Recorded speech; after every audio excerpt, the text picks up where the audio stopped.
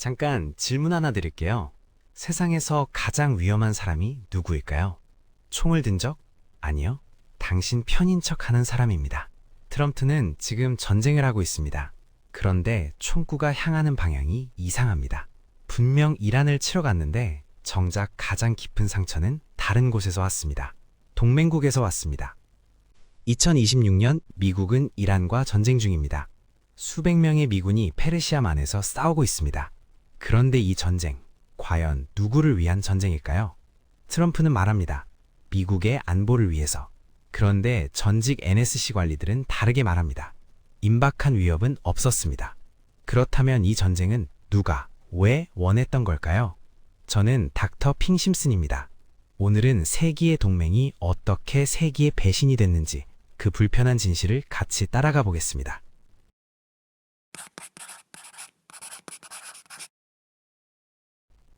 정치에서 우정은 없습니다. 이해관계만 있을 뿐입니다.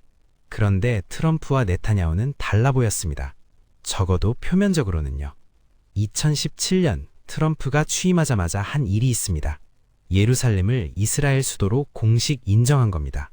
역대 미국 대통령이 수십 년간 건드리지 않던 뇌관이었습니다. 아랍 세계가 들끓었습니다. 트럼프는 개의치 않았습니다. 2019년엔 골란고원 이스라엘 영유권을 인정했습니다. 국제법상 점령지인 이 땅을 이스라엘 땅이라고 미국이 공식화한 겁니다.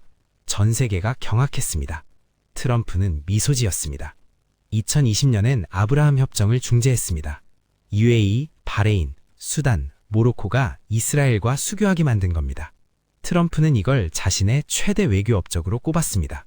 네타냐후는 매번 트럼프를 하늘같이 칭송했습니다. 이스라엘 역사상 가장 위대한 미국 대통령. 트럼프는 이 말을 사랑했습니다. 둘의 관계는 완벽해 보였습니다. 한쪽은 칭찬이 필요했고 다른 한쪽은 보호가 필요했으니까요. 그런데 완벽한 관계에는 반드시 균열이 있습니다. 그 균열은 가장 예상치 못한 순간에 드러납니다. 2025년 봄, 트럼프 행정부는 이란과 비밀 핵협상을 진행하고 있었습니다. 오만을 통한 물밑 채널이었습니다. 트럼프의 계산은 간단했습니다. 협상으로 이란 핵을 막으면 내가 영웅이다. 네타냐후는 이 협상을 알고 있었습니다. 그리고 그것을 용납할 수 없었습니다. 왜냐고요? 이란과의 협상이 성공하면 이스라엘이 가장 원하는 것을 잃기 때문입니다. 이란을 공격할 명분을요.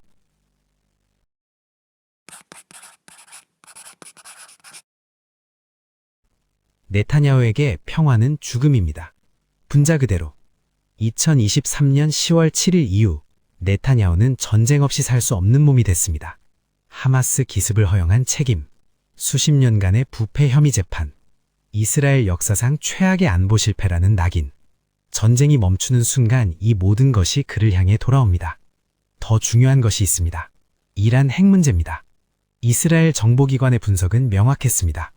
이란이 핵무장에 성공하면 이스라엘은 존재론적 위협에 처합니다. 이란 핵을 막을 수 있는 유일한 방법은 군사타격이었습니다. 그런데 이스라엘 혼자서는 불가능합니다. 미국이 필요합니다. 문제는 트럼프가 협상을 선택했다는 겁니다.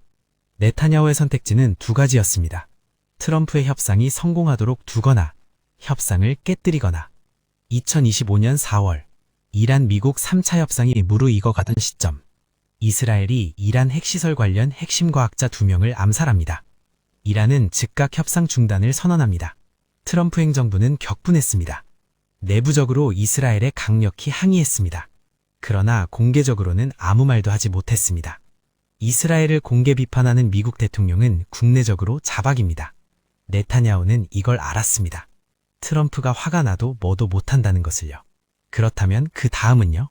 협상이 깨진 후 이란은 어떻게 반응했을까요?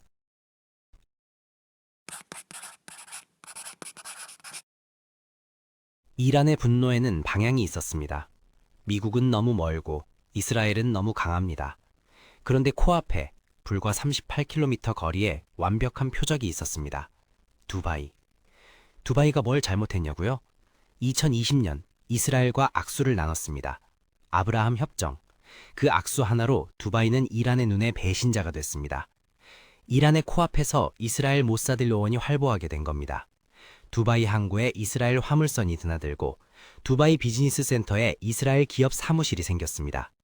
이란 입장에선 포위망의 완성이었습니다. 두바이의 치명적 약점은 이겁니다. 이 도시엔 석유가 없습니다. 대신 안전하다는 신화가 있었습니다. 관광, 금융, 부동산, 두바이 GDP의 전부는 딱 하나의 전제 위에서만 작동합니다. 세계에서 가장 안전한 곳. 드론 한 대가 두바이 국제공항 상공을 날면 전 세계 항공사가 운항을 중단합니다. 미사일 한 발이 팜 주메이라 인근에 떨어지면 부동산 시장이 즉각 반응합니다. 이란은 두바이를 파괴할 필요조차 없었습니다. 안전하지 않다는 것을 보여주는 것만으로 충분했죠.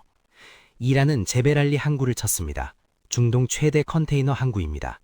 그리고 결탕타, 푸자이라 항구. 호르무즈 해협을 우회하는 두바이의 마지막 탈출구였습니다. 숨통이 조여들었습니다. 두바이는 살려달라고 외쳤습니다. 미국에게, 이스라엘에게, 아랍 형제들에게. 아무도 오지 않았습니다.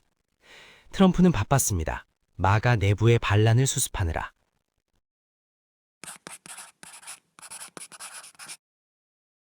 트럼프는 항상 말했습니다. 나는 전쟁을 끝내는 사람이다. 전쟁을 시작하는 사람이 아니다. 그 말을 가장 열심히 믿은 사람들이 마가 지지자들이었습니다. 그런데 지금 트럼프는 전쟁을 하고 있습니다. 중동에서. 또 균열은 안에서 시작됐습니다. NSC 고위관리 조 켄트, 트럼프의 오랜 충성파, 특수부대 출신, 마가의 상징적 인물. 그가 사표를 던지면 폭로합니다. 이란의 임박한 공격 위협은 없었습니다. 우리가 본 정보는 그렇지 않았어요. 댄 케인도 뒤따릅니다. 이건 방어가 아니었습니다. 마가 커뮤니티가 둘로 갈렸습니다. 이란을 박살내라 vs 이게 우리가 원하던 미국 우선주의냐. 트럼프의 핵심 지지층이 서로 싸우기 시작했습니다. 나토는 더 냉담했습니다. 프랑스는 사전 협의가 없었다며 파병을 거부했습니다. 독일은 국제법적 근거가 불명확하다고 선을 그었습니다. 영국조차 유보적 입장을 취했습니다. 트럼프의 반응은요? 협상이 아니었습니다. SNS 독설이었습니다. 프랑스를 향해 포도주나 마셔라.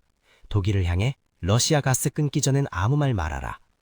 미군은 페르시아만에서 혼자 싸우고 있었습니다. 그리고 이 혼돈 속에서 네타냐후는 다음 수를 두고 있었습니다. 트럼프가 가장 싫어하는 방식으로.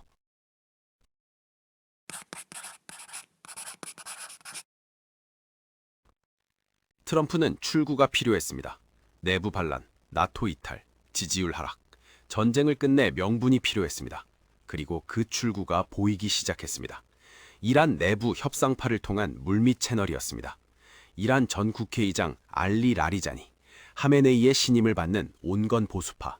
그가 카타르를 통해 조심스러운 신호를 보내오고 있었습니다. 조건이 맞으면 대화할 수 있다. 트럼프 행정부는 이 채널에 희망을 걸었습니다. 협상으로 전쟁을 끝내면 트럼프는 영웅이 됩니다. 이란 핵도 막고 전쟁도 끝내고 지지율도 회복하고 완벽한 시나리오였습니다. 라리자니가 암살됩니다. 이스라엘의 작전이었습니다. 공식 부인했지만 모사드의 전형적인 패턴이었습니다. 백악관 내부에서 이스라엘을 향한 격렬한 항의가 오갔습니다. 그러나 공개적으로는 침묵이었습니다. 이스라엘을 공개 비판하면 국내 정치 자폭. 네타냐후는 이 함정을 정확히 알고 이용했습니다. 이란에서는 강경파가 완전히 권력을 장악했습니다.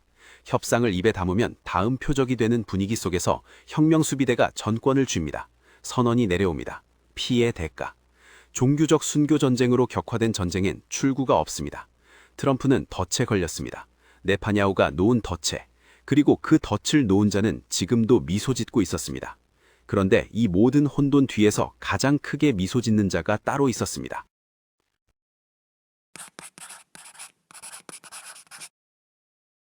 아무도 주목하지 않은 수혜자. 전쟁에서 가장 돈을 버는 자는 싸우지 않는 자입니다. 모스크바는 조용했습니다. 그러나 러시아는 이 전쟁의 모든 곳에 있었습니다. 이란 드론이 두바이 항구를 정밀 타격할 때 항법 시스템에 러시아제 전파 교란 기술이 녹아 있었습니다. 이란 미사일이 미군 함정의 레이더망을 피해 날아올 때 러시아 군사위성이 실시간으로 경로를 안내했습니다. 공식적으로 러시아는 중동 분쟁에 개입하지 않는다고 선언했습니다. 경제적 이득은 즉각적이었습니다. 호르무즈 해협이 위기에 처하자 중동산 원유 공급이 불안해졌습니다. 러시아는 조용히 마케팅을 시작합니다. 러시아 원유는 안전합니다. 중국이 손을 들었습니다. 인도가 따랐습니다. 유럽 일부 국가들도 러시아 제재를 슬그머니 완화하기 시작했습니다. 그리고 가장 교묘한 수, 중동 전쟁이 격화될수록 미국의 시선과 예산이 페르시아만으로 향했습니다. 의회에서는 중동도 못 챙기는데 우크라이나까지라는 목소리가 나왔습니다. 우크라이나 지원이 삭감 논의에 들어갔습니다. 중동을 불태워서 우크라이나를 구한 겁니다. 단 한 명의 러시아 병사도 희생시키지 않고. 그러던 어느 날 트럼프의 전화기가 울립니다. 푸틴이었습니다. 두 사람은 오랫동안 통화했습니다. 통화 직후 트럼프가 올립니다. 푸틴과 생산적인 대화, 중동 평화를 위한 공동 노력의 합의. 같은 시각 크렘린 발표, 이란의 방어권 존중, 외부의 무력 개입에 반대.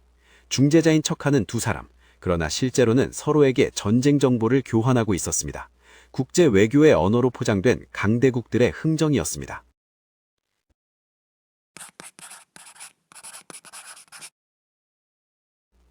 트럼프는 뒤통수를 맞았습니다. 그런데 가만 생각해보면 뒤통수를 맞을만 했습니다. 트럼프 역시 두바이를 이용했고 UAE를 이용해 이스라엘을 도왔고 중동의 역학을 자신의 외교 업적을 위해 재편했습니다. 모두가 모두를 이용했습니다. 그게 이 게임의 규칙이었습니다. 문제는 규칙이 사라졌다는 겁니다. 네타냐후는 트럼프를 이용해 이란을 암살했고 푸틴은 그 혼돈을 이용해 우크라이나 포위를 완성했습니다. 이란은 두바이를 이용해 메시지를 보냈습니다. 두바이는 아무도 이용하지 못했습니다. 그냥 이용당하기만 했습니다. 40년 동안 두바이는 가장 영리한 게임을 했습니다. 편을 가르지 않고 모두에게 이익을 주며 신용 위에 제국을 세웠습니다. 그 전략은 천재적이었습니다. 규칙이 있는 세상에선. 강대국들이 테이블을 뒤엎기 시작하면 테이블 위에 차려놓은 음식이 아무리 훌륭해도 소용없습니다. 그리고 트럼프는요? 그는 여전히 SNS에 글을 올리고 있습니다. 네타냐후를 향해선 아무 말도 하지 않으면서 프랑스와 독일을 향해 독설을 퍼붓고 있습니다. 진짜 배신자를 향해선 침묵하고 엉뚱한 곳에 분노를 쏟고 있는 겁니다. 왜냐고요? 네타냐후를 건들면 트럼프 자신이 무너지기 때문입니다. 그것이 가장 완벽한 덫의 조건입니다. 걸린 줄 알면서도 빠져나올 수 없는 덫. 보편적 가치, 국제법, 동맹의 의리, 이 전쟁 속에서 그 단어들은 수사가 됐습니다.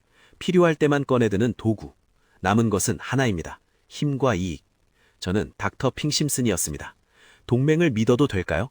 강대국의 우산 아래 있으면 안전할까요? 이 질문은 두바이만의 질문이 아닙니다. 다음 영상에서는 이 새로운 세계 질서 속에서 우리가 던져야 할 질문을 이야기해 보겠습니다. 그때까지 눈 크게 뜨고 계세요.